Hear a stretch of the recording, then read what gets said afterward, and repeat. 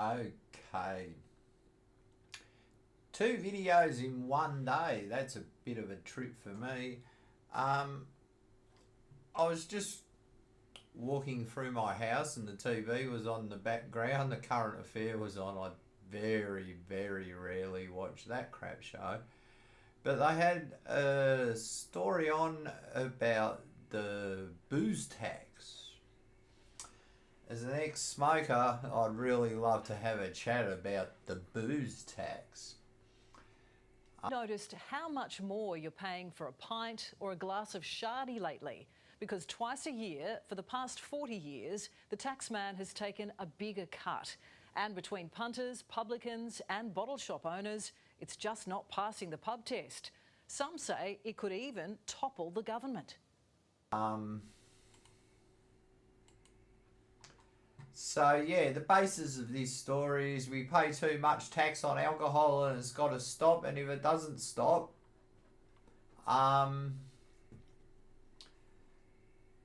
if we don't stop it, the Labor government's gonna lose power.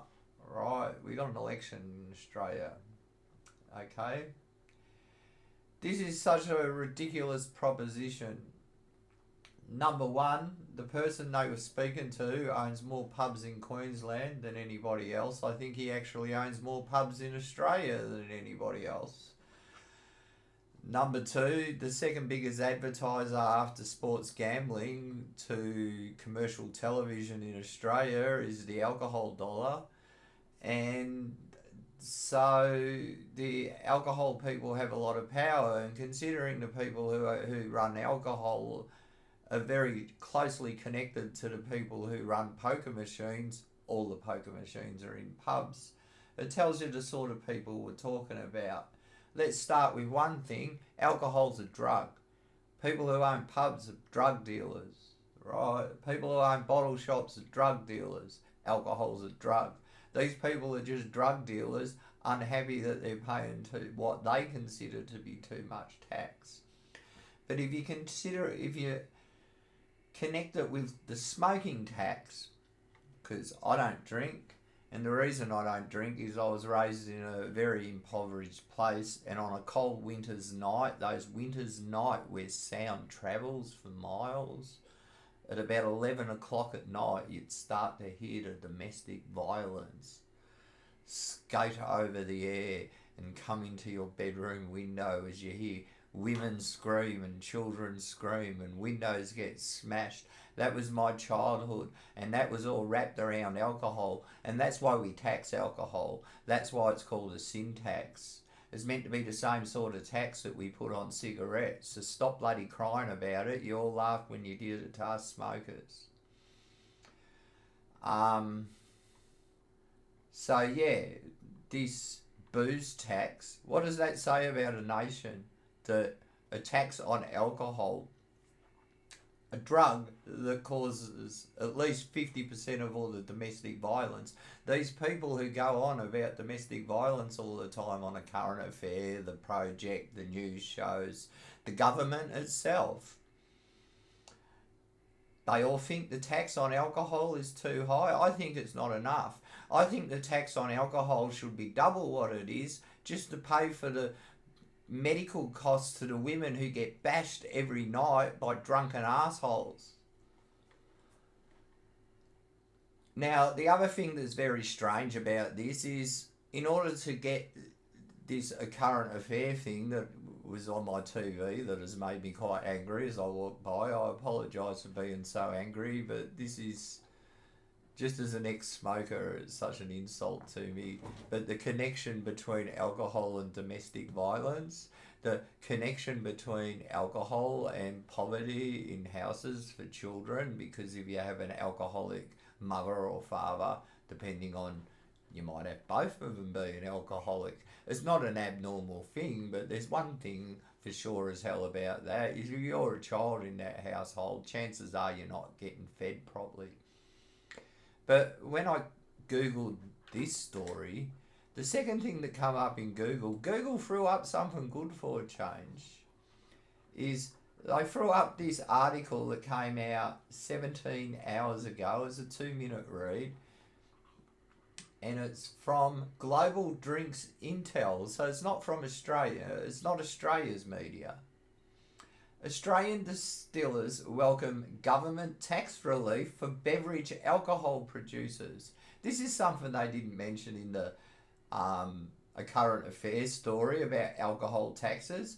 A trade association representing Australian distillers has welcomed the government's move to provide tax relief across the country's beer, spirits and wine production industries.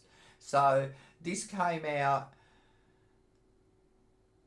almost a complete day before a current affair put that thing on the telly less than an hour ago.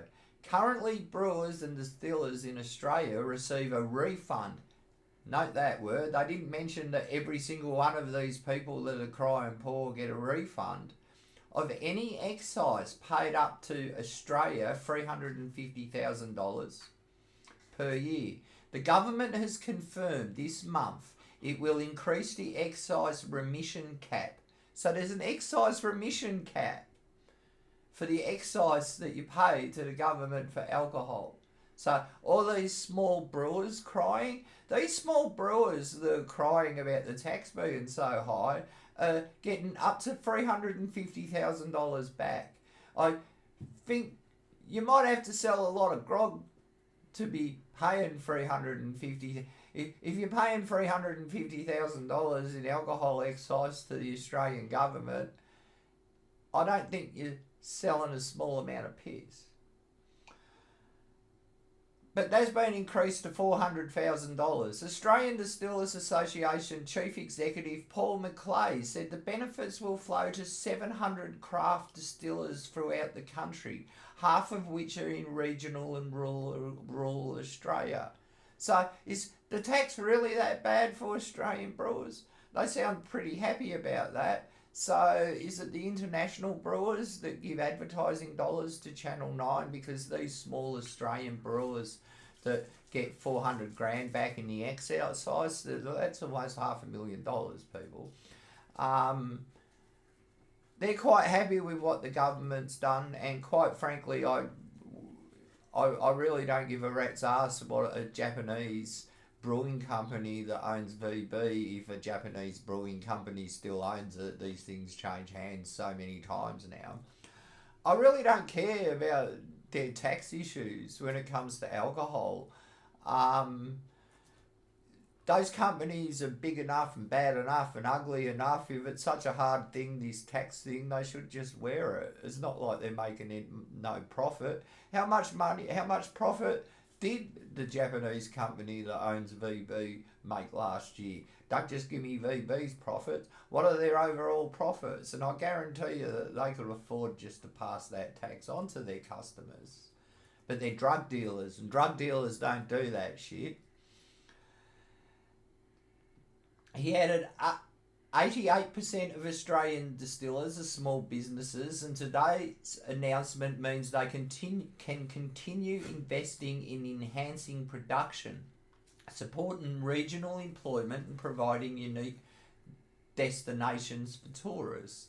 The proposal, which will apply from the 1st of July 2026, is also set to benefit 1,500 brewers and 3,000 wine producers. They're all the small producers that Channel 9 just tried to tell you are going broke, when what they're really talking about is they get millions and millions of dollars in advertising by selling drugs like VB and Forex and things like that. And that's what they are. They're drugs, and the end result of those drugs is domestic violence. So I don't give a rat's ass how much tax people pay to drink alcohol. It's a really sad thing in this country. As a non-drinker, how I don't know how to associate with people, because all my life I haven't drunk, and therefore in the drinking culture of this country, I have no idea how to associate with people at the age of 55. I gave up at about the age of 35. Meanwhile, Prime Minister Anthony Albanese said, "This is common sense measure, will back thriving local industries and open the way for growth." Late last week, Australian Vintage book a mid-single digit decline in sales from its latest half year ahead of the launch of a new brand. I think that's an advert. I seriously have reading difficulties and my brain isn't allowing me to read that last paragraph. So yeah, we're about to get this big thing on alcohol tax and how we all pay too much alcohol tax. I don't pay alcohol tax, but considering the cost of courthouses to DV, considering the cost of mental health that DV causes, considering all the dead people in car accidents that alcohol's the cause of, I think that we should start looking at alcohol as a horrible vice that society has, and considering what you've just done with cigarettes over the years, turning a packet of cigarettes into almost $100 to buy, and $80-something of that is tax, and the middle class who can afford to stop smoking are perfectly happy with that. So now what you've got is someone down in Poverty Street goes and buys a packet of cigarettes at the supermarket. They just might get rolled when they walk out of that supermarket. Nobody in the country gives a rat's ass about that. So why should non-drinkers care if drinkers? Why should this be an election issue? Alcohol causes so much problems in our society. It should be taxed. It should be taxed 3, 4, 5 times its worth.